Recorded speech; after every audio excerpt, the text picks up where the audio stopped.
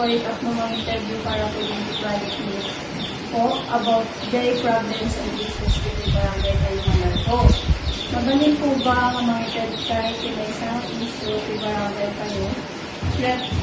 Hindi dahil ka issue, mabalin po ba ang ibaga ko po solution? Mula sa lahat, nagpapasalamat ako dahil napigyan ako ng konting panahon, ng oras na ito para interviewin niyo ako tungkol dyan sa sinasabi ng assignment niyo.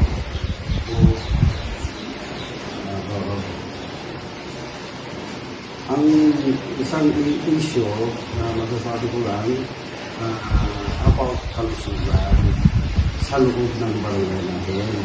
Kasi yan ang isang napaka-importante sa lahat sa buhay natin. Buhay Pilipinas, buhay mundo.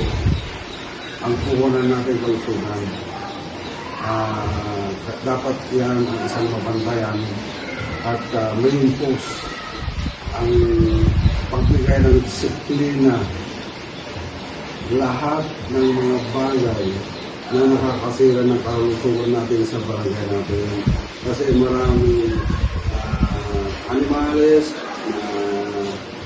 o mga taong nagdinegosyo ng mga babuyan na napakahirap unawain at pag-uusapan dahil nakaka-apekto sa kalusugan yung inaamoy natin, amoy galing sa bako ng mga ihi o tae ng baboy o ganoon din ng mga aso na tumatay kung saan-saan dyan, sa kalsada o sa plaza.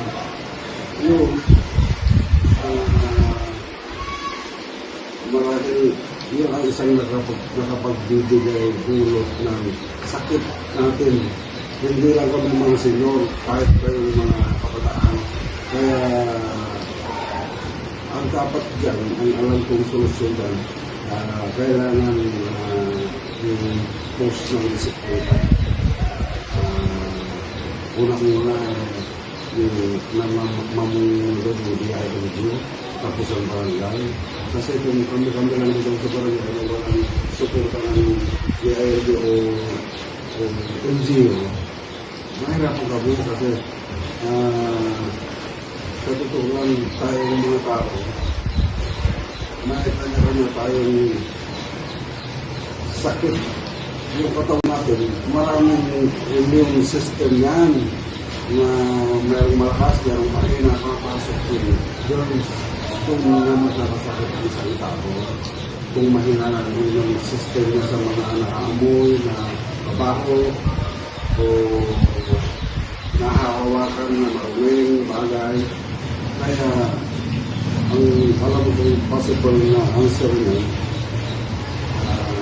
unti-unti natin o isagawa. Kaya lang ang ginagawa namin dito sa barangay natin, gumawa kami ng effort report, pinasa namin sa RHO, pero ganoon pa man lang pa rin napakahirap. Kahit umaksyon na kami, ganyan pa rin ang mga kalugar na hindi pa rin nag-disiplinahan kasi undisciplined na talaga. Yung nasanay na ang undisciplined sa bansa natin Pilipinas. Tignan nyo ang problema natin sa Pilipinas, yung maruming basura sa Manila. Mahirap pa yung syudad. Maraming syudad na binabaha, maraming magkakasakit ng leptosis o ano pa yung mas malala ng sakit. Hindi nila na titigilan yung pagtabon ng basura, yung pag-aabuso ng kalusugan ng bawat Pilipino. Dito pa kaya sa barangay natin kasi hindi nasanay yung disiplina. Kaya, pero ganun pa man, may programa ang DILG tungkol sa kalinisan at kalusugan. Kami mga barangay official laging nagbibigay paalala sa mga mayroong mga kumakain tayo dyan, kung saan, yung mga nag-aalala ng baboy, pinakausap namin dyan. Palagay ko, mayroon namang bagay na maitutulong.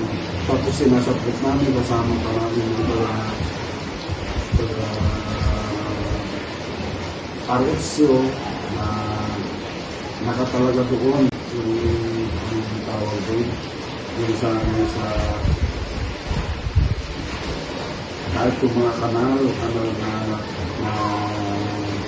maraming tubig na nag-stagnant ng tubig, puti, tinutulugan ng mga lamok. Yung nagmumula, yung mga pag kinagat ka ng lamok, oo, yun, nagkakasakit ka na. Kaya, yun, sa katunayan, nandiyan yung mga gamot, mag-i-spray ka na. I-spray na namin ng buong barangay, istirahan naman para tayo call, kapakulan ng mga paligid ng mga bahay, para ma-prevent yung mapakshot dahil insecticide, matayagalo ng mga pamanaw basta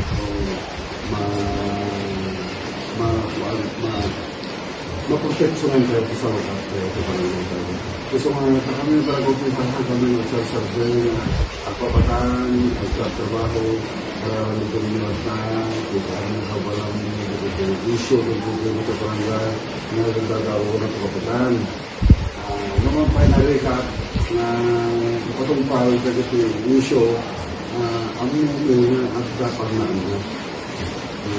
taklabanan na ituloy yung kung ang nakapagpapit sa mga tatay ko na ang salita ng disiplina. No, agaramid ka tinaimbag, makasagasa sa kitabaktan ka ng pagdungan. At talaga tayo taong nahanang makawawa. Tayo kung natangarot na titulipura ka na Pilipino, ang patient, ang makawawa.